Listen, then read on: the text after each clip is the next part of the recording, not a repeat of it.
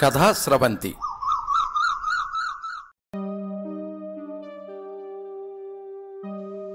నీ గుండె కార్చిన కన్నీళ్లు. కథ రచన చక్కిలం విజయలక్ష్మి. వినిపిస్తున్నది పప్పు భోగారావు. నిర్వహణా సహకారం శ్రీ ములగాడ సురేష్ కుమార్. సాంకేతిక సహకారం శ్రీ పప్పు వరుణ్. ఆ పిట్ట మళ్లీ వచ్చింది. అయ్యో అంటూ విసుగ్గా ముఖం చిట్లించింది వసుంధరమ్మ. దీని పోరు పడలేను బాబూ అన్నట్టు మూతి విరిచింది. అందమైన చిన్న పిట్ట. చిక్కిపోయిందేమో, మరీ నాజూగ్గా కూడా ఉంది. నేల మీద చతికిలబడి చేటలోని బియ్యంలో రాళ్ళు వడ్లగింజలు ఏరుతున్న వసుంధరమ్మ ముందు వాలి కిచకిచలాడుతోంది. అందంగా, తీయగా కాదు, జాలిగా, దయనీయంగా. వసుంధరమ్మ ఏరిపారేసిన వడ్లగింజల్ని అది తినటం లేదు. ఆ వడ్లగింజల్ని తినటానికి దానికి అభ్యంతరాలేమీ లేవు. పూర్తి హక్కు ఉంది. వసుంధరమ్మ ఆ హక్కు ఎప్పుడో ఇచ్చి ఉంది. హక్కు ఉంది, ఎదుట వడ్లగింజలు ఉన్నాయి, తినటానికి దానికి నోరు, ఆకలి కూడా ఉన్నాయి. అయినా అది తినటం లేదు. కిచకిచమంటూ అరుస్తోంది, దీనంగా, జాలిజాలిగా. వసుంధరమ్మ విసుగ్గా మరిగుప్పుడు బియ్యం గింజలు దాని ముందు వేయిపోయి మళ్లీ ఆగి చేటలోనే పడేసుకుంది. ఎందుకు దండగా, తింటుందా పెడుతుందా? పిట్ట అరుస్తూనే ఉంది. దీన్నోరు పడా, బాకాలాగా ఇంతలా నోరు పెట్టుకుంది గాని భాష ఏమిటో తెలిసి చావదు కదా. గింజలేస్తే తినదు, మళ్లీ అరుస్తుంది. చిచి పాడుగోల అని సణుక్కుంటూ చేటతో విసురుగా చెరగసాగింది. ఆ విసురుకు అదొక్క గెంతు దూరంగా గెంతి మళ్లీ వసుంధరమ్మ చెరగటం ఆపేదాకా పిచ్చిగోల చేసింది. వసుంధరమ్మ చెవులు గింగిర్లెత్తిపోయి చెరగడం ఆపు చేసింది. పిట్ట గోల కొంత తగ్గింది.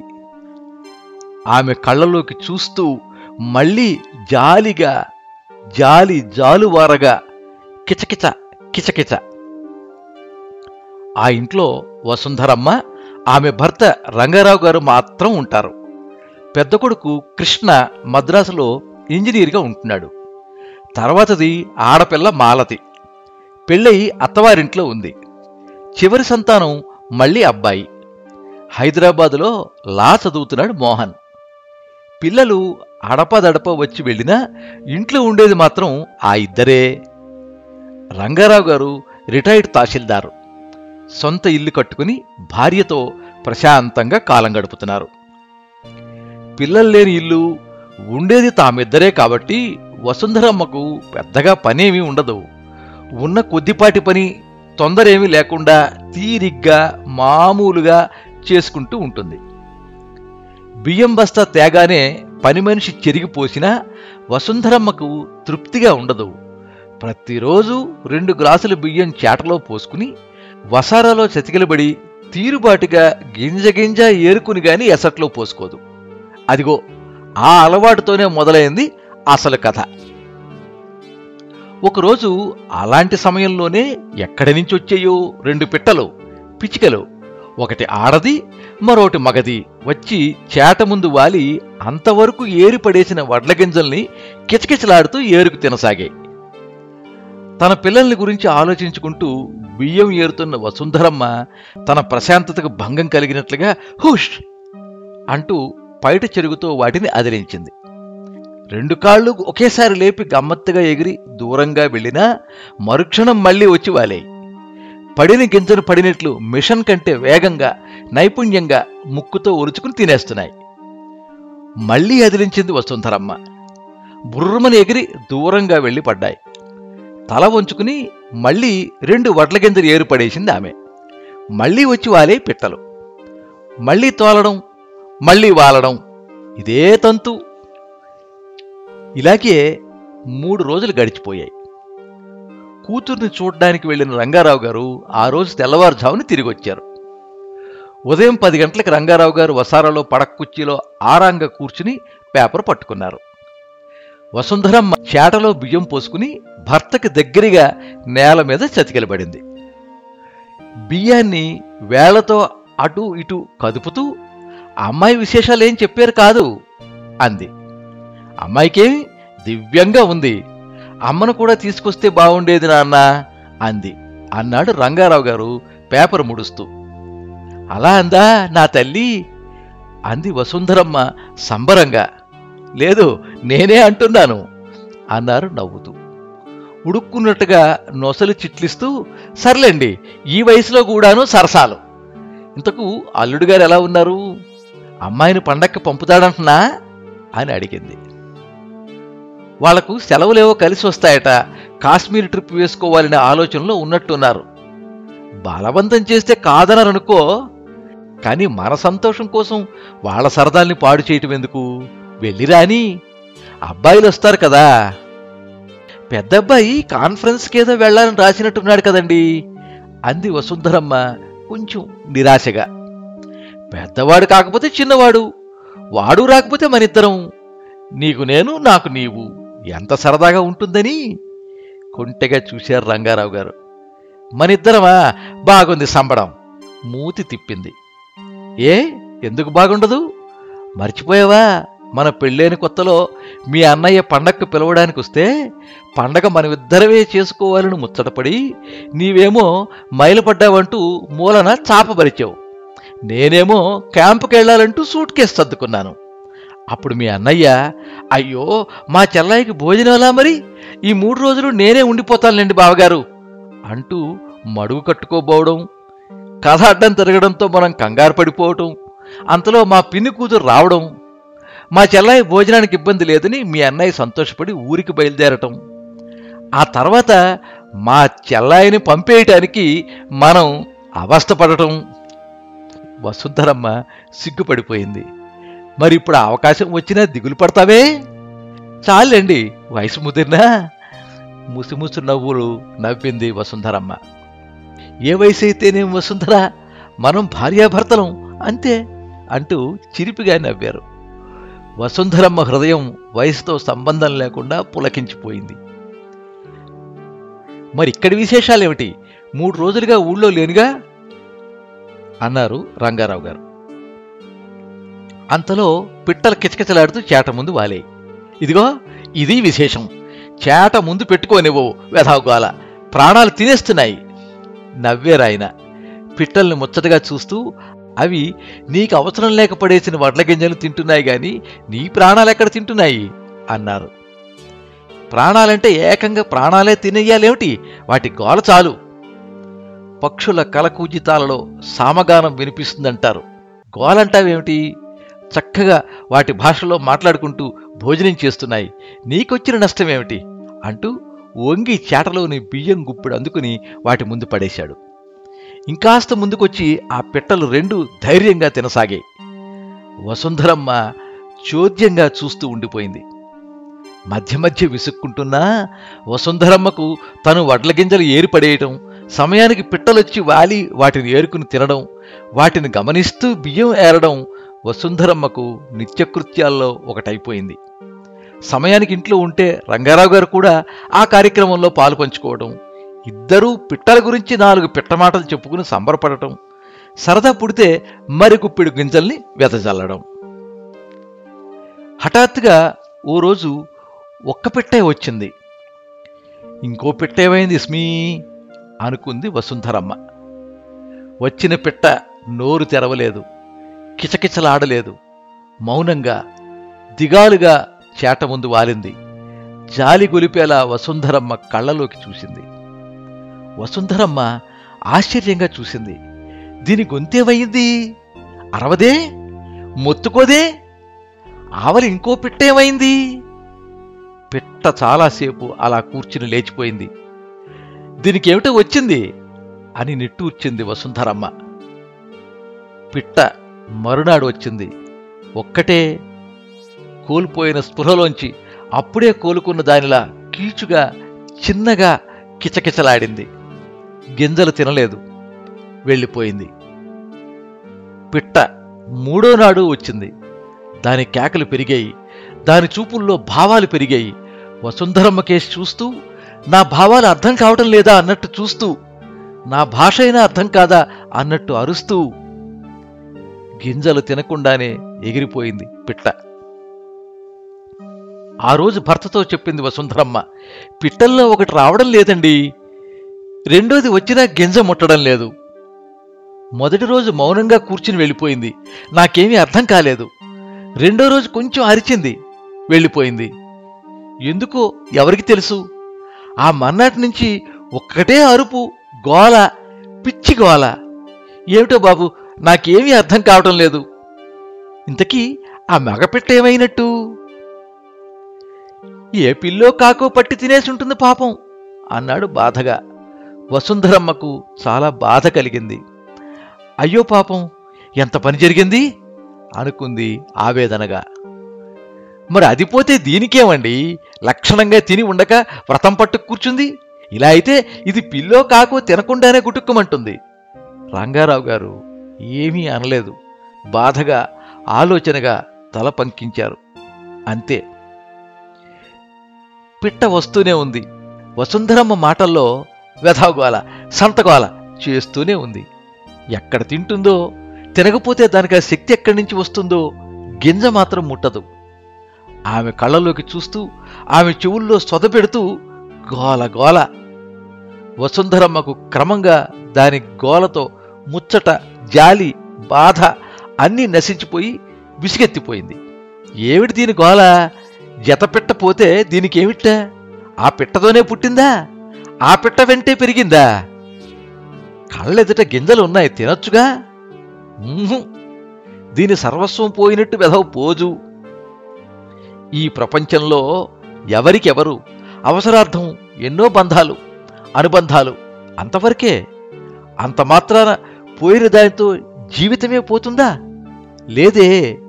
ఈ మాత్రం అర్థం కాదా ఈ పిచ్చి మొద్దుకు? నిజమే, అవి రెండు ఎంతో అన్యోన్యంగా ఉండేవి, దాంపత్య సుఖాన్ని అనుభవించేవి.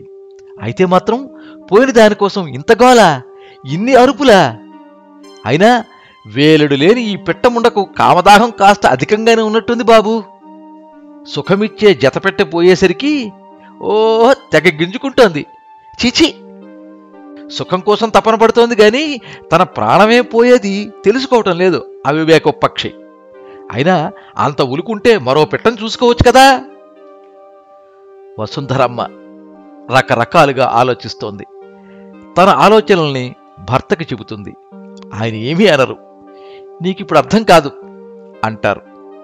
అంతే, ఆమెకు అది అర్థం కాదు. పిట్ట అల్లరికి విసుక్కుంటుంది, చెంగుతో చేతితో తరుముతుంది, దానిలోని వాంఛలకు విడ్డూరపడుతుంది, అసహ్యించుకుంటుంది, దాని పీడ వదిలించుకుందామని రకరకాల ప్రయత్నాలు చేస్తుంది. అయినా పిట్ట వస్తూనే ఉంది, చూస్తూనే ఉంది, అరుస్తూనే ఉంది. ఆ భావాలకు భాష, ఆ భాషకు అర్థమే తెలిస్తే. మద్రాసు నుంచి వాళ్ళ పెద్దబ్బాయి కృష్ణ ఉత్తరం రాశాడు. ఏదో పండగ సందర్భంగా తల్లిదండ్రులను అక్కడికి రమ్మని, చెల్లయి తమ్ముడు అక్కడికే వస్తున్నారని. ఎక్కడో ఓ చోట అందరం కలుసుకోవడమే వాళ్ళకి కావాల్సింది కాబట్టి వెళ్లడానికే నిశ్చయించుకున్నారు. పండగ ఇంకా 3 రోజులు ఉండగానే బెర్తలు రితలు చేయించుకుని ప్రయాణమయ్యారు. రాక రాక తనున్న చోటకు వచ్చిన తల్లిదండ్రుల్ని ప్రేమ మీర గౌరవించాడు కృష్ణ. కొడుకుకు తగిన ఇల్లాలు కోడలు, ఇద్దరు మనవరు చంక దిగలేదు. తల్లిదండ్రుల దగ్గర ఇంకా చిన్నతనం పోని కూతురు, చిన్న కొడుకు వాళ్ళిద్దరితో పోటీ పడ్డారు. వారం రోజులు పండగే అయ్యింది. మీరిద్దరే అక్కడుండి ఏం చేస్తారు నాన్నగారు, పిల్లలతో కాలక్షేపంగా ఉంటుంది, ఇక్కడే ఉండిపోండి అన్నాడు కృష్ణ. పండుగ సందర్భంగా వాళ్ళు పొందిన తృప్తి వాళ్లని అంగీకరింపు చేస్తుందనే ఆశతో. లేదు కృష్ణ, ఈరోజు ఇక్కడ లభించిన ఆనందంతో రేపు ఉండిపోవాలని ఆశపడడం అవివేకం. ఎవరు ఎక్కడ ఉండాలో అక్కడే ఉండాలి, రేపే ప్రయాణం అన్నారు రంగారావు గారు. అన్నట్లుగానే మరునాటికి ఆయన ప్రయాణానికి ఏర్పాట్లు జరిగాయి, శాశ్వతమైన ప్రయాణానికి. ఆ రాత్రి హఠాత్తుగా రంగారావు గారికి గుండెపోటు వచ్చింది. చూస్తూ ఉండగానే ఆయన శరీరపు గూటిలోంచి పిట్ట ఎగిరిపోయింది. భౌతిక కాయాన్ని సొంత ఊరికి చేర్చాలనే ఆలోచన వచ్చినా చాలా దూరాభారం కావటం ఆయన కంటిపాపలను దిగిన వాళ్లంతా చెంతనే ఉండటం కారణంగా మద్రాసులోనే అంత్యక్రియలు ముగించారు. వసుంధరమ్మ నిశ్చేష్టురాలయ్యింది, నిర్విణ్ణమయ్యింది. ఆమె చైతన్యమంతా ఆయనతోనే పోయినట్లు స్తబ్దురాలయ్యింది. ఇదేమిటి? ఏం జరిగింది? ఏమిటో ఏం జరిగిందో కూడా ఆమెకు అర్థం కావడం లేదు. తన చూపులకు గమ్యమై, తన హృదయానికి జీవమై, తన ఉనికికే అర్థమైన ఆయన ఎక్కడికి వెళ్ళినట్టు?